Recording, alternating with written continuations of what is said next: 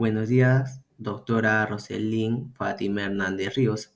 Hoy vamos a presentar nuestro video de la semana 2 que titula Los signos vitales, ¿no?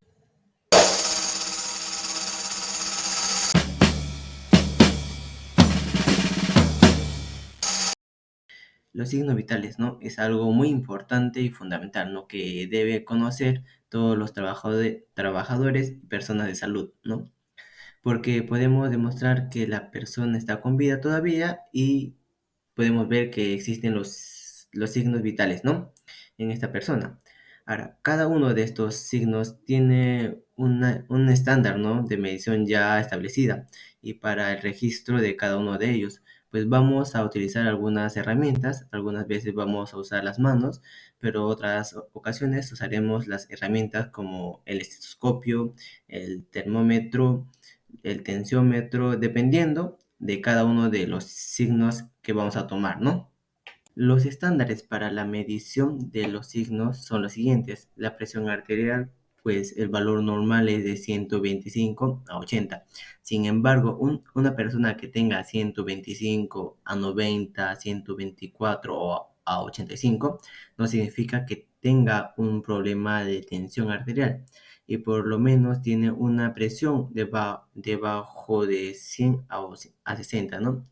Entonces, que tiene la presión baja. Si tiene por encima de 140 a 90, ya es alta, ¿no? Son rangos, pero entre lo normal es de 120 entre 80, ¿no? La frecuencia cardíaca.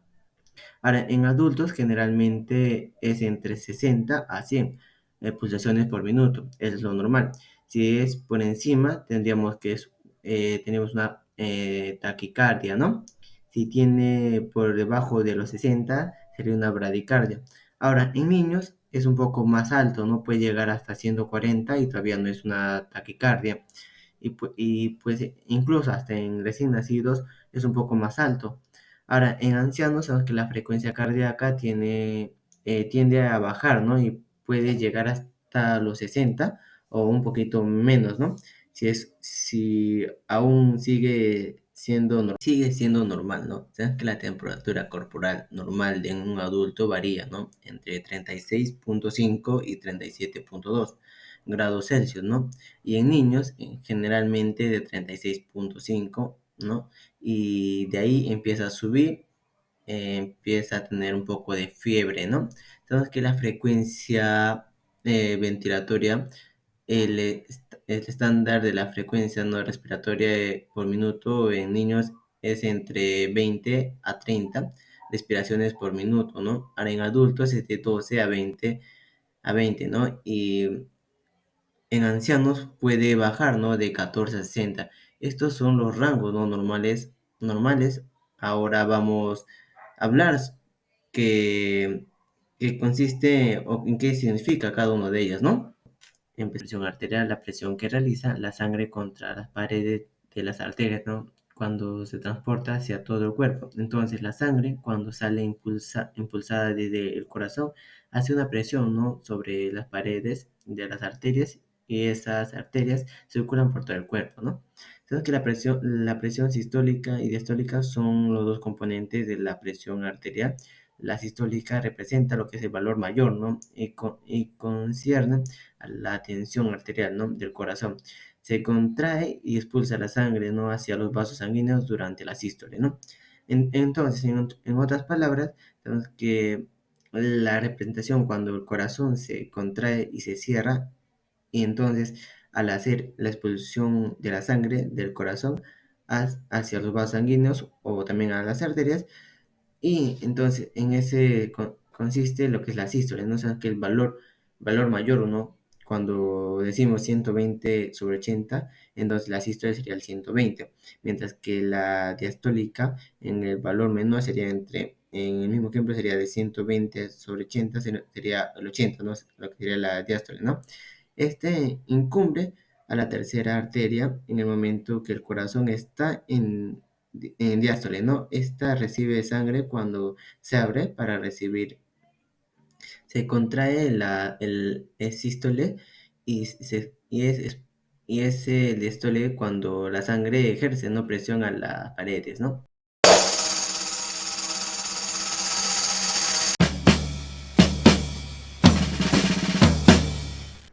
Cuando hablamos de los valores, primero se escribe la diastólica y después la sistólica, obviamente separadas por una barra o un guión. Y si los valores son altos o bajos, de acuerdo a los estándares que ya habló mi compañero, podemos estar en presencia de algún trastorno o hipertensión cuando está alterada o alta, o podría ser hipotensión cuando está baja. Entonces, cuando la presión aumenta, estamos hablando de una hipertensión, y cuando la presión está por debajo de los límites que son considerados normales, estamos hablando de una hipotensión. La frecuencia cardíaca es la cantidad de latidos, o también se le puede llamar pulsaciones, por una cantidad, o se le llama también unidad de tiempo.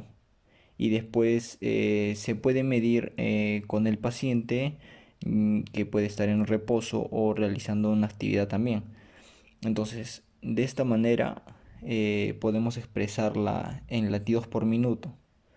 La medición de lo que es la frecuencia cardíaca se puede realizar en distintos puntos del cuerpo, pero los más comunes son en la muñeca o en el cuello, que pues encontraríamos en el cuello lo que es la arteria carótida, y en la muñeca la arteria radial.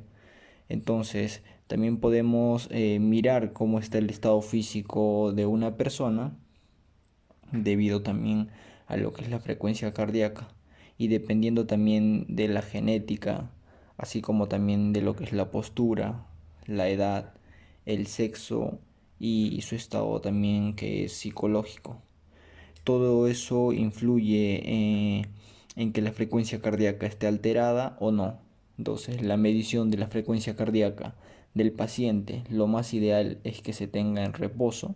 Por ejemplo, un adulto sano, la frecuencia de pulso tiene que estar entre 60 y 100 latidos por minuto.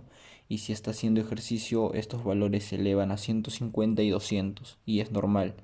Pero en caso de que esté en reposo y lo tenga por encima de 100, ahí se ve un problema.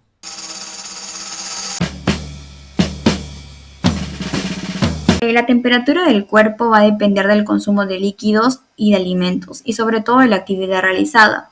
La temperatura incluso puede variar entre el hombre y la mujer en algunos casos, como por ejemplo en el caso de la mujer, su temperatura se puede alterar de acuerdo a la fase del ciclo menstrual en la que ella se encuentre.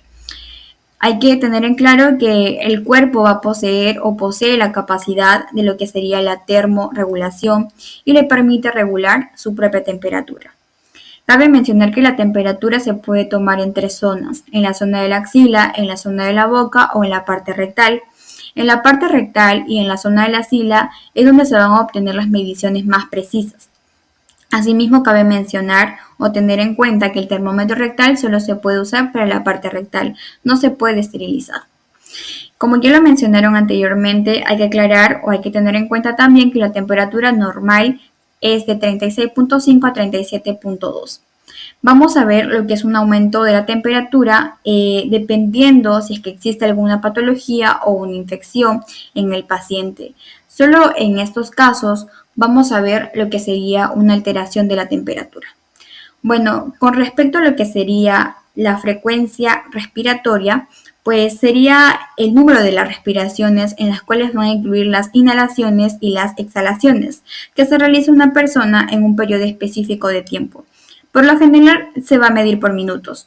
Usualmente se mide con la persona estando en un estado de reposo, en la cual vamos a contar las veces en las cuales se va a elevar su pecho durante un minuto. Hay que tener en cuenta que los valores normales en un adulto, como ya lo mencionaron, va a ser de 12 a 20 respiraciones por minuto. En caso sea más de 20 respiraciones sin que el paciente esté haciendo algún ejercicio, pues se denominaría lo que es una taquipnea. Y si el paciente tiene menos de 12 respiraciones por minuto, sería una braquipnea. Si está normal, podríamos decir que no existe una patología. Es importante no decirle al paciente que le vamos a tomar la frecuencia ventilatoria, porque de pronto el paciente se puede poner ansioso y pues se tiende a subir lo que es la frecuencia respiratoria. Es importante tener en claro lo que sería el rango normal de la frecuencia ventilatoria. Tomarla es parte de los signos vitales.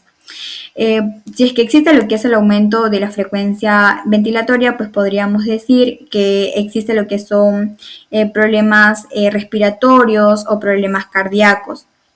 También hay que mencionar o hay que tener en claro que la frecuencia ventilatoria en recién nacidos es normal que sea de 44 hasta 50 respiraciones por minuto. En niños es normal de 20 a 40 respiraciones por minuto. En adolescentes de 20 a 30 y en adultos, como ya lo mencioné, serían de 12 a 20 respiraciones por minuto. Muchas gracias.